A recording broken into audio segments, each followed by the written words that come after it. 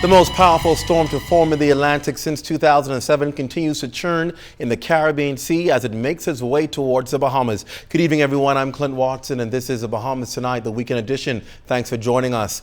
Topping the news tonight, Hurricane Matthew is now a strong Category 4, having reached the highest on the Saffir-Simpson scale of a Category 5 overnight. Meteorologists have been tracking this storm all day to determine its strength, makeup, and characteristics. Matthew has already caused one death, a teenage boy in St. Vincent. Now Jamaica, parts of Haiti and Cuba are bracing themselves for hurricane conditions beginning as early as Monday. And the Bahamas appears to be the final track of this storm before it moves out of the Caribbean. To get the latest on this storm and for the first alert that's being issued for the Bahamas, forecaster Greg Thompson is live in the Weather Center with the latest. Greg, what can you tell us about this powerful storm? Well, you did mention the name, the right terminology for the system. It is a very powerful storm. Will continue to churn out there in the Caribbean Sea. Let me see if I can get a frame back there. There we go. 5 p.m. position, latitude 13.5 degrees north, longitude 73.4 west. Roughly about a little over 300 miles just to the southeast of Kingston, Jamaica, which is just around here. Cuba, this is the Bahamas, and the system is very, very strong. It's very organized. Has a nice eye right there, and we have quite a bit of thunderstorm activity starting to wrap around the system, and that eye indicating it is intensifying, sitting out there in the open Caribbean Sea.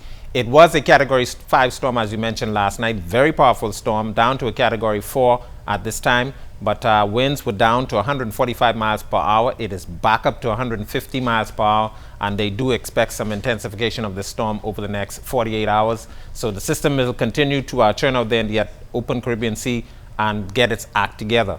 The forecast track taking this system basically more towards the west-northwest as a Category 4 system, approaching Jamaica as a Category 3, and moving near the Cuban, eastern portions of Cuba and the western side of Hispaniola, Haiti, as a Category 3 system before exiting and moving into the Bahamas sometime by the middle of the next week.